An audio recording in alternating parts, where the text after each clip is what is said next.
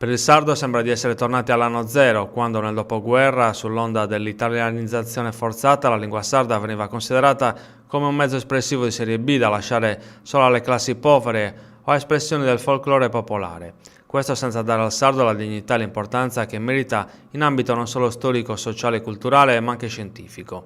A sottolineare che la giunta di centrosinistra guidata da Francesco Pigliaru, sostenuta da formazioni identitarie come Rosso Mori, IRS e Partito dei Sardi, stia facendo dei grossi passi indietro sul sardo è il coordinamento sardo ufficiale, il CSU, un'organizzazione che raggruppa oltre 200 attivisti tra linguisti, operatori culturali e docenti. Abbiamo chiesto un incontro con una lettera al Presidente della Regione e all'assessore alla cultura Claudia Firino, sottolinea in una nota il CSU. Ma pochi giorni fa ci hanno risposto che l'assessore non può ricevere la delegazione in quanto impegnato in altre priorità e urgenze. Insomma, per questo governo la lingua sarda è un'attività da sbrigare più in là nel tempo.